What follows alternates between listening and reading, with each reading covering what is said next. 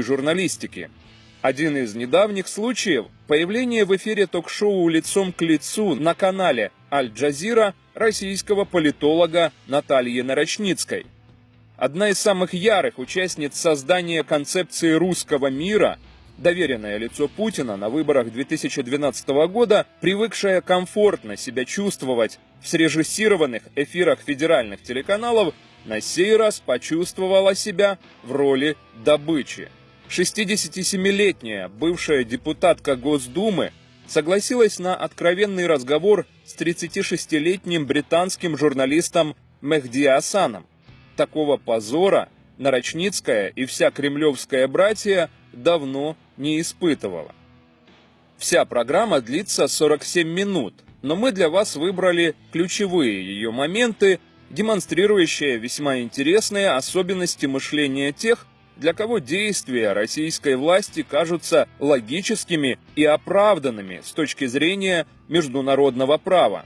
Существенная часть программы была посвящена действиям РФ на Ближнем Востоке, но мы остановимся на украинском вопросе.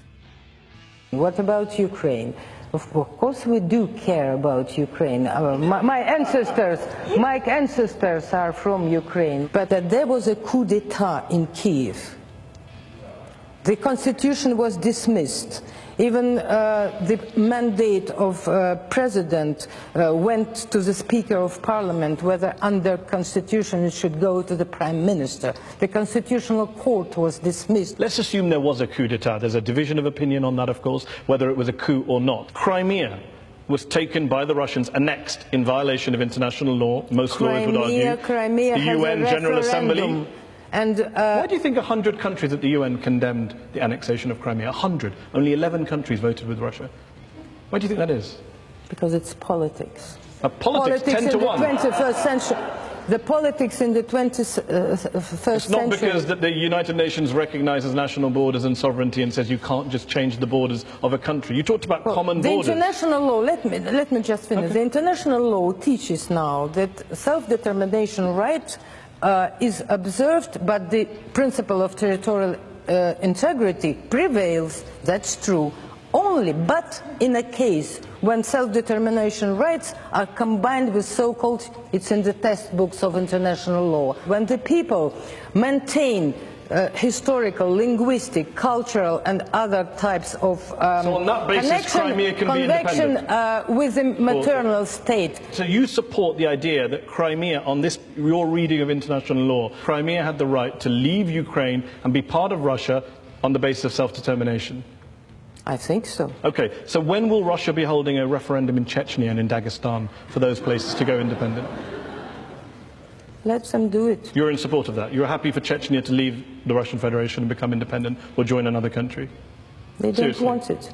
They don't want it, but if they did, you support Chechen independence under a referendum in which the Chechens voted yes? That depends always on how the people's will is expressed.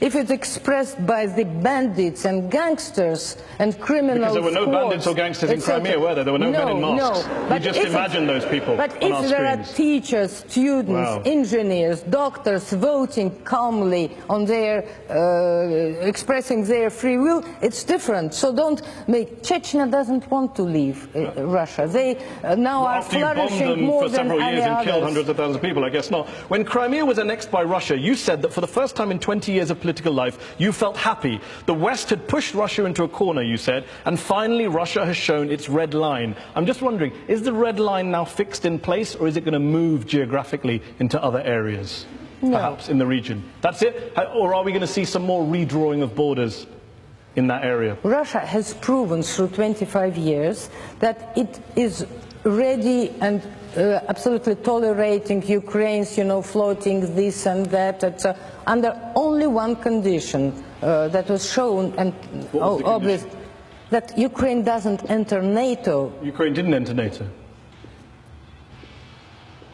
Even in September, before the Maidan started, Russia has no idea what then happened, etc., and had no plans. Ukraine did not enter NATO. It's the West who refused, who wanted to create from Ukraine a battlefield between East and West, and it's Americans. You don't want Ukraine to join NATO? In cooperation with Ukraine is still a superpower, but without Ukraine, Ukraine as enemy is no more superpower. Can I give some friendly advice to the Russian government via you? If you don't want your neighbour to join a military alliance, best not to invade and occupy part of that country, because the first thing they want to do is join a military alliance. Very good. Why are you so on the side of NATO? I'm on the side of NATO? Yes, of course. Maybe you should watch the show I did with the former head of NATO, where I put all these arguments to. In eastern Ukraine, are there Russian forces in eastern Ukraine? Not Russian forces. Separate Russians, yes, but not Russian forces. So it's different legally at all. So when a Russian... So do you mean there are, squads on parts of the army with tanks crossing? Exactly what I'm asking. No. Okay, so when a Russian special forces soldier, Dmitry Shapnikov, tells the BBC that he and his fellow troops were in Ukraine, when captured soldier in Ukraine, Alexander Anatolyevich, identifies himself as a Russian serviceman in the Russian armed forces, what were they doing there? Sightseeing? Taking a tour? It is denied. It is denied by officials. Do you agree with them? I quite agree, but I believe that there are some Russian soldiers, of course, and officers. I don't deny that. But legally, every country, when it's helping the situation according to the interest and according to the appeal, they do it legally correct. But it's not illegal for Russian soldiers to be in Ukraine, under any reading of international law. Was it legal for American specialists in all places where they have been? Was it legal for Americans to be in Iraq? No.